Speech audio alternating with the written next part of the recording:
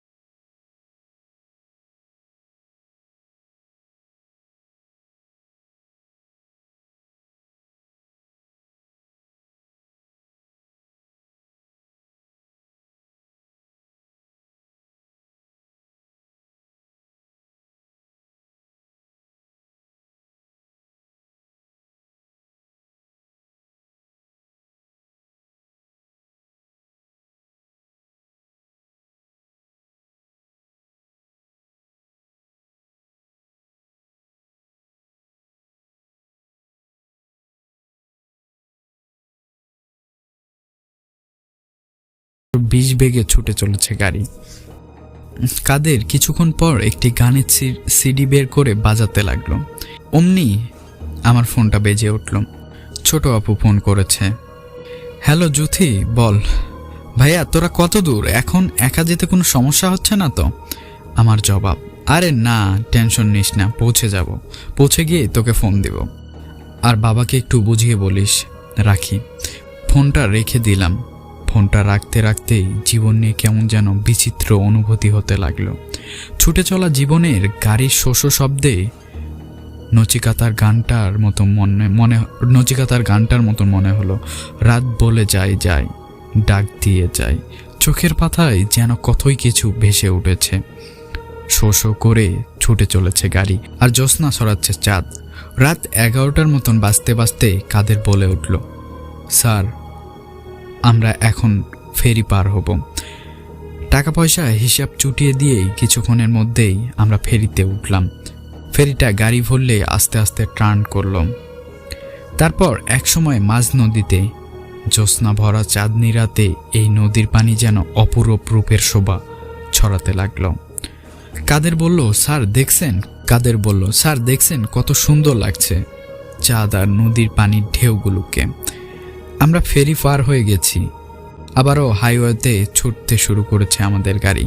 কিছু দূর পর পর একটি দুটি গাড়ির হেডলাইট দেখা যাচ্ছে। আমার চোখটা কেমন অবশ অবশ লাগছে। গাড়ির সিটে হেলান দিলাম চোখ বুঝে।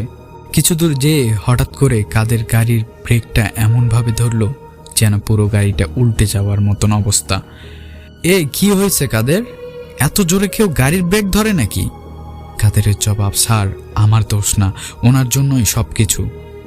এবার আমি আস্তে আস্তে গাড়ির সামনে তাকিয়ে দেখি একটি 20 থেকে 22 বছরের মেয়ে একটা বাচ্চা কোলে করে দাঁড়িয়ে আছে।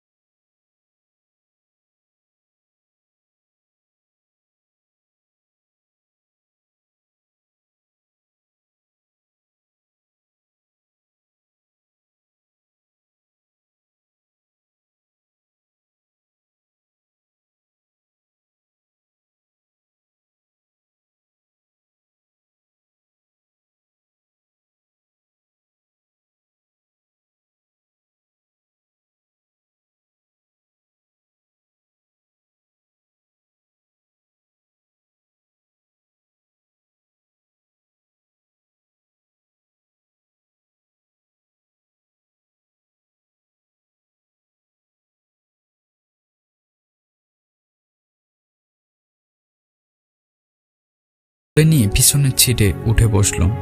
আমাদের গাড়ি কিছুক্ষণ চলতে থাকলো। এর মাঝে একবারও পিছন ফিরে তাকানো হয়নি। হঠাৎ করে মনে হলো মেয়েটি কিছু দূর পরেই নামতে চেয়েছিল।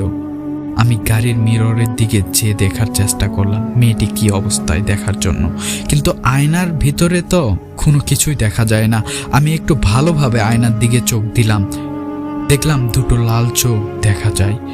কিছুক্ষণ পর দেখি মেয়েটি তার কোলের বাচ্চাটার মাথা নিচের দিকে নিয়ে ধরে আছে।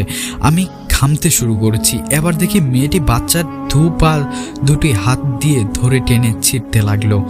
মেয়েটির লাল চোখ আর অদ্ভুত চাহনি কি যে ভয়ঙ্কর বলে বোঝানো যাবে না। কাদের তার আপন মনে ড্রাইভ করে চলে যাচ্ছে। ও কি ভয়ঙ্কর! বাচ্চাটির মাথার টিকটার মুখের মাংসগুলো খেতে শুরু করছে। মেয়েটি মুখে রক্তের লালা ঝরছে। আমি যে আয়নাতে এটি দেখছি, মেয়েটি এখনো সেটি খেয়াল করেনি। ভাবতে থাকলাম কাদের যদি এখন এই দৃশ্য দেখে তাহলে অঘটন ঘটে যাবে। আমি কি করব ভেবে পাচ্ছি না। এবার আমি আয়নার দিকে তাকাই। হঠাৎ করে আয়নাটির ভিতরে তার লাল চোখে চোখ পড়ে যায়। বীভৎস রক্তের লাল জড়ানো চেহারা নিয়ে সে আমার দিকে তাকায়। তো এই ছিল ঘটনা। যদি ঘটনাটি ভালো রেসপন্স পাই তাহলে দ্বিতীয় পর্ব দেওয়ার চেষ্টা করব। সবাইকে ধন্যবাদ হরর স্টোরি ভূতের গল্প সাথে থাকার জন্য।